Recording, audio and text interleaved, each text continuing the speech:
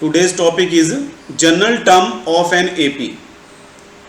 General term of an AP का मतलब जैसे हम वही एपी लेते हैं जो हमने बेसिक समझने के लिए ली थी, 3, 7, 11, 15 ऐसे ली थी ना ये, और आगे कंटिन्यू हो रही थी। तो ये क्या बताया था मैंने, ये उसकी फर्स्ट टर्म है, तो फर्स्ट टर्म को हम A1 या A भी बोल सकते हैं, A1 या A, एक ही बात है।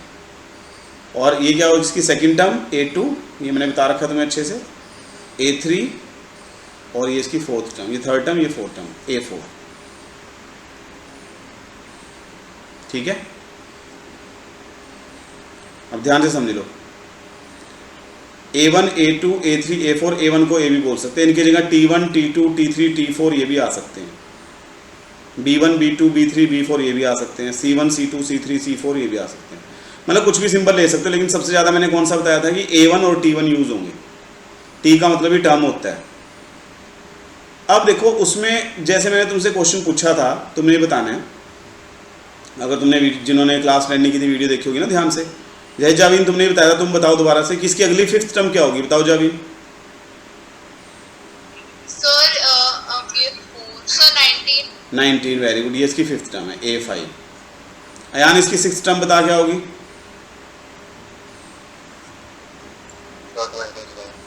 क्या कह रहे हो, 23, ये इसकी सिक्स्थ टर्म।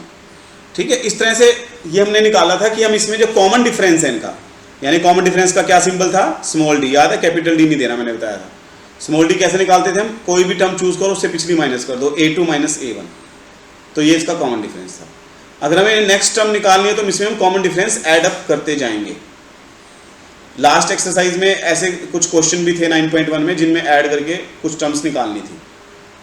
ठीक है, तो उस एक्सरसाइज के लिए तो ठीक है ये वाला मेथड कि ऐड अप करते रहो। लेकिन अगर मैं तुमसे पूछूं इसमें, जैसे कि एक मिनट रुको, अब इसमें लेते हैं कि जैसे ये सिक्स टर्म है ना, ठीक है, तो मुझे बताओ इसमें अयान नाइन्थ टर्म कौन सी होगी, A9, नाइन्थ टर्म कौन सी होगी बताओ।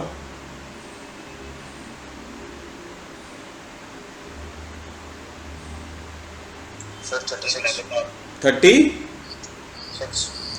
अच्छा, सेवंथ कौन सी होगी बता, चल पहले, ये सिक्स टर्म है, सेवंथ कौन सी होगी, 27, और एट्थ कौन सी होगी,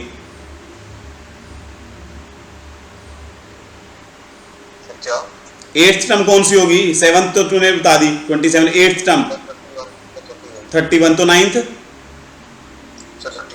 हाँ तो बस फिर 35 हुई, नाइन्थ टर्म इसकी इस तरह से। चलो इसके बाद जाविन की बारी। अब जाविन बताओ इसकी, जैस्मिन तेरे को समझ में आ रहा है ना। Yes sir. हाँ देखो जाविन, अब तुम मुझे बताओ जाविन इसकी 84th टर्म कौन सी होगी। Sir 84th। हाँ 84th, जैसे नाइन्थ टर्म बताई ना 35, फिर 10th टर्म होगी 39, इस तरह से 84th टर्म कौन सी होगी, कितना टाइम लगेगा, मैं बता दूं सर नहीं बता दे ध्यान। 371। चलो देख लेते हैं, देखो अध्यांत ने बताई 84th टर्म। अच्छा अध्यांत इसकी बता दो मुझे 1020th टर्म बता। हाँ अब सुनो मेरी बात पहले, चलो सुनो, देखो ध्यान से क्योंकि क्लास रिकॉर्ड हो रही है ना। तो अब जैसे इसमें अगर तुम ऐड अप करने बैठोगे, देखो 35 + 4 39, 39 + 4 43, ऐसे तो बहुत टाइम लग जाएगा। जो फर्स्ट एक्सरसाइज है ना वो तो बेसिक के लिए, उसमें तो उन्होंने छोटी छोटी पूछी है कि नेक्स्ट 4 टर्म्स बता दो, नेक्स्ट 5 टर्म्स बता दो, तो ऐड अप करके आ जाएंगी। लेकिन अगर तुमसे पूछे इसकी 84th टर्म बताओ, इसकी 132nd टर्म बताओ, ऐसे पूछ लिया तो फिर तुम कब तक करोगे ऐसे। तो इसके लिए एक फॉर्मूला बनाया गया है उन्होंने, ध्यान से देखो वो क्या फॉर्मूला है, इसलिए उसका टॉपिक का नाम भी दिया जनरल टर्म। बोला ना जनरल मतलब nth टर्म, मतलब हम कोई भी टर्म निकाल सकते हैं। जैसे एक मिनट रुको, कोई बात नहीं, सुनो पहले। जैसे यहाँ पर ये है ना 9th टर्म, 84th टर्म, इसलिए मतलब कोई भी term, nth term an, n मतलब n कुछ भी हो सकता है, जैसे an लिख दूँ ना अगर मैं an, n अब तुम यहाँ पर 1000 रख लो, चाहे 132 रख लो, कोई भी टर्म हो सकती है, मतलब an मतलब जनरल के लिए हमने नाम दे दिया, ठीक है, उसी से फॉर्मूला बनेगा। देखो an, तो इसके लिए फॉर्मूला है a plus n-1 into D, ठीक है। पहले जो तुम मेथड लगा रहे थे, देखो इधर देखो ध्यान से, पहले तुम क्या मेथड लगा रहे थे, जैसे ये a है, इसमें a, ठीक है, तो अगली a2 कैसे आई, देखो a2 ध्यान से देखना, a2 तुम कैसे निकाल लोगे, इसमें 4 ऐड कर दोगे, यानी a1 प्लस डी। फिर a3 कैसे निकाल लोगे, देखो यहां से एक चीज सिखाता हूं तुम्हें, ध्यान से रखना, फिर इसको इसके साथ लिंक करूंगा ना, इसको ध्यान से देखना, बड़ा इसमें मैजिक से होएगा भी।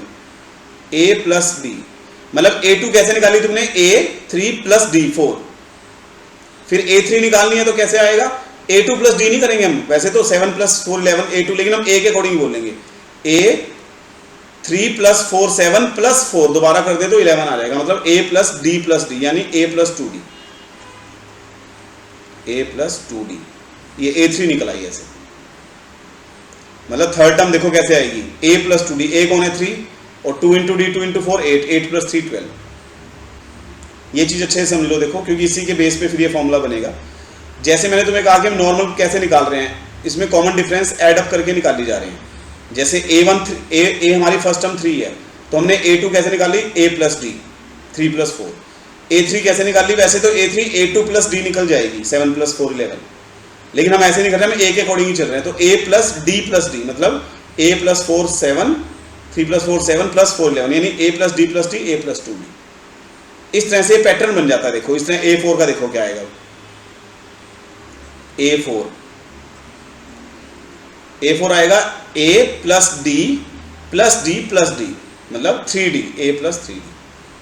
अब देखो क्या ये पैटर्न नहीं बन गया है, a5 में क्या आएगा, a प्लस 4d, मतलब जो तुम ले रहे हो ना, सेकंड टर्म ले रहे हो तो उससे एक कम आ रहा है, जैसे a प्लस 1d आ रहा है, a3 के लिए a प्लस 2d, a4 के लिए a प्लस 3d, a5 के लिए a प्लस 4d, ऐसे जो टर्म चाहिए उससे एक कम आ रहा है d के साथ, ठीक है। अब इसको इसके साथ समझो, देखो पहले हम यहां से लेते हैं। अब जैसे ध्यान दें, कौन सी टर्म बताई थी वो, 84th टर्म, उसी का एग्जांपल लेते हैं। n हमारा मतलब नंबर ऑफ टर्म्स है, n क्या है, नंबर ऑफ टर्म्स, कौन सी टर्म में निकालनी है या कौन सी गिवन है, n नंबर ऑफ टर्म्स के लिए सिंबल है। मैं लिख देता हूं इधर, देखो इधर ध्यान से, n नंबर ऑफ टर्म्स, जिसको जो चीज नहीं समझ में आएगी मेरे से पूछ लेना बीच में, ठीक है। तो n नंबर ऑफ टर्म्स है, देखो यहाँ पर। अब n कितनी है, 84th टर्म चाहिए हमें, जो इसमें 371 हमें बताइए। अब चेक भी करते हैं ना, ठीक भी बताइए कि नहीं। a कौन है इसमें, a हमारी जो AP है, a कौन है इसमें, ये देखो a3 है, ये फर्स्ट टर्म 3 है ना, a मतलब फर्स्ट टर्म। n कौन है, n 84 वही नंबर ऑफ टर्म्स, -1, और d कितना आया था 4। अब देखते हैं इसको सॉल्व करके, 84 - 1 कितना आएगा, 83 × 4। अब देखो तुम डायरेक्ट भी कर सकते हो, a 84 था ना, तो a प्लस 83d, जैसे मैंने ऊपर सिखाया अभी पैटर्न, कि उससे एक कम में ले लो। जैसे a5 था, a प्लस 4d, a6 क्या होगा, a प्लस 5d, ऐसे। तो तुम डायरेक्ट भी ले सकते थे कि a जो 84 है वो क्या होगा, a प्लस 83d, डायरेक्ट भी ले सकते हो। लेकिन चलो ये फॉर्मूला प्रॉपर अभी फॉर्मूले से करना, a प्लस n-1 × d। तो इसको इससे मल्टीप्लाई करो, 3 प्लस 83 × 4 कितना आएगा, 332। तो 332 प्लस 3 कितना आया, 335 आया। उसने तो 371 बताया था। मैंने क्या किया था, कॉमन डिफरेंस इनटू 84 प्लस 35। हाँ 84 क्यों किया था और 35 क्यों किया था प्लस, चलो रहने दे, कोई बात नहीं, छोड़ पड़े अब तो इस चीज को, ठीक है। इधर देखो ध्यान से, तो कितना आया, 33 कितना आया था, 332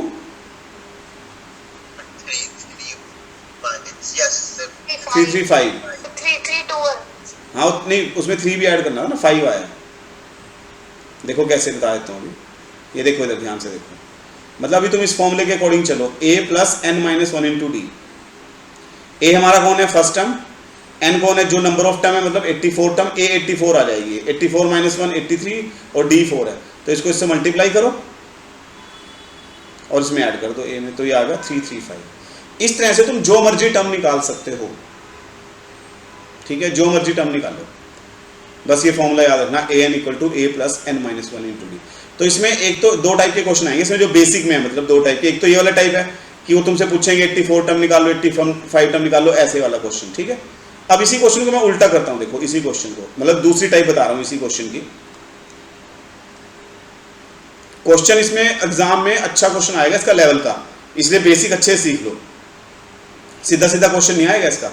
अब जैसे मान लो ये भी लेते हैं दोबारा से, 3 7 11 डैश डैश डैश, और ये हमें दिया हुआ है 335, ऐसे दिया हुआ है। वो पूछ रहे हैं कि 335 इस एपी की कौन सी टर्म है, which term is 335 of this AP. ये मतलब अपोजिट कर दिया क्वेश्चन।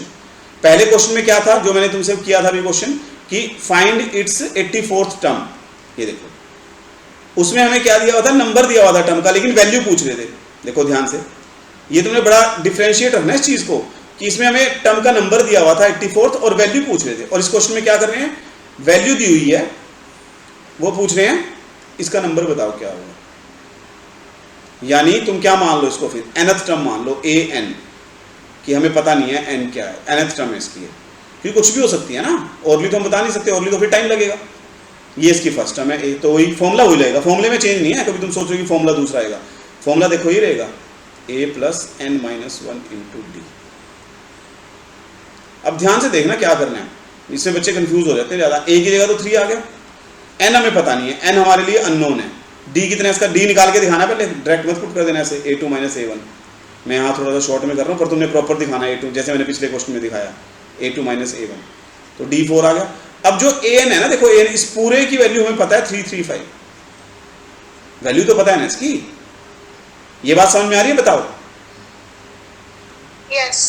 देखो इसमें कंफ्यूज मत होना, ये दूसरी चीज क्या है, ये भी देख लो साथ के साथ। यहां पर सिर्फ मैंने n की जगह 84 रखा था, क्योंकि n मतलब नंबर ऑफ टर्म, कौन सी टर्म चाहिए, सिर्फ मैंने n की जगह 84 रखा था, ध्यान रखना, पूरा नहीं।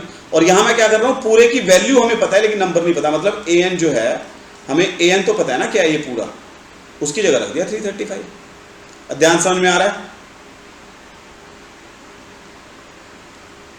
बोलो। 335, अब ये उधर जाके माइनस हो गया 3। वंश तेरे को समझ में आ रहा है? Yes sir. वीडियो ऑन करो। अब इधर से माइनस कर दो, कितना बचेगा 332। 4 उधर डिवाइड करके ले जाओ या अंदर मल्टीप्लाई कर दो, 4n माइनस 4, जैसे मर्जी कर लो, अंदर मल्टीप्लाई कर दो तो 4 उधर जाके प्लस हो जाएगा।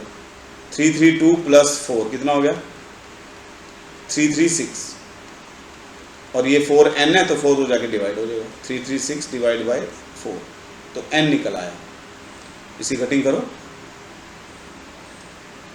4 1 जा 4, और ये आएगा 4 8 जा, और 4 4 जा 84। देखो ये आया ना, ठीक है, मतलब हमारा क्वेश्चन n मतलब उसका नंबर आ गया, 84th टर्म है। समझ में आ गया, बोलो कॉन्सेप्ट। यस।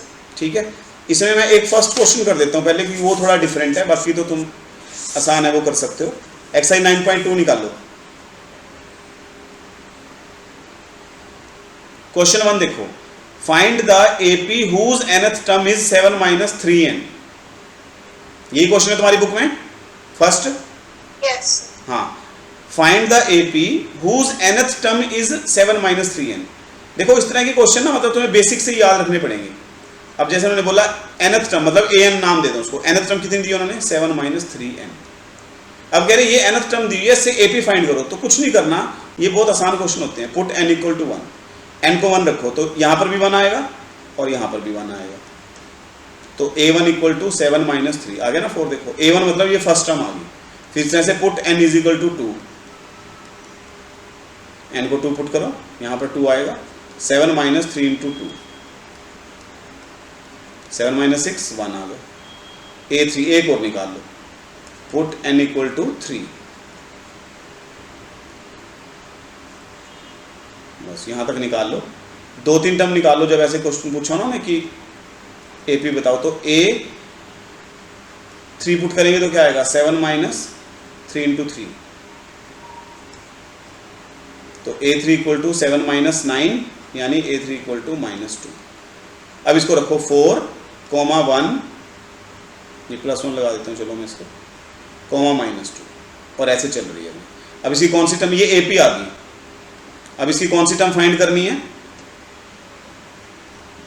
20। बस आगे वही फॉर्मूला लिख लो। पहले सब कुछ तुमने लिख के दिखाना है, A इक्वल टू 4, D निकाल के दिखाना है प्रॉपर, A2 माइनस A1 यानी 1 माइनस 4। देखो माइनस में भी आ सकता है, ये नहीं कि तुमने उसका आंसर सिर्फ डिफरेंस दे दिया 3, -3। ये A है और ये D है। अब लगाओ formula, AN equal to A plus N minus 1 into D।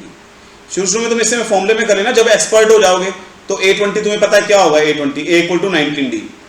मतलब तुम डायरेक्ट भी ऐसे देखो, दोनों तरीकों से मैं करके दिखाता हूँ, इसी का पार्ट है ना ये। A20 is equal to A plus 19D, सीधा लिख सकते हो ऐसे, एक कम 20 है तो यहाँ 19 लिखना है। अब यहाँ पर इसमें प्रॉपर करके दिखाना पड़ेगा, बस 20, A क्या है हमारा 4, N20 माइनस 1, ये जो समझ में आ रहा है, D कितना है -3, Yes, sir. ये ब्रैकेट में रखना है ऐसे D, तो A20, नहीं तो ऐसे ऐसे लगेगा कि ये 19 -3 हो जाएगा अगर तुम ब्रैकेट में लगाओगे तो, ये मल्टीप्लाई है ना इसके साथ, क्योंकि अगर मान लो तुमने ऐसे लिख दिया, देखो 20 माइनस 1 19 आ गया तो, और ये ऐसे तुमने ब्रैकेट नहीं डाली तो ऐसे दिखेगा -3, ऐसे दिखेगा, इसलिए ब्रैकेट डाल लो जरूर। तो कितना आया, A20 इक्वल टू 4, तो ये आ जाएगा -57, क्योंकि प्लस माइनस माइनस है ना, तो 19 इंटू 3 57। इसमें लार्जर का साइन नहीं आता ना मल्टीप्लिकेशन में, ये सबको पता है बात कि मल्टीप्लिकेशन में लार्जर का साइन नहीं आता, बोलो। Yes. क्लब करके आता है उसमें साइन, ठीक है। तो ये आ जाएगा -53। अब इससे भी निकाल के देखो सीधा, A कितना है हमारा 4, बस वो तो सीधा ऐसे ही देखो, वही चीज़, सेम चीज़ तो आई, वही आंसर आएगा। तो इस तरह के क्वेश्चन है इस एक्सरसाइज में, और भी हैं थोड़े अलग लेवल के, पर पहले तुम बेसिक वालों तक करो पहले, क्योंकि शुरू के हो जाएंगे इससे क्वेश्चन, 10-15 तक तो हो जाएंगे।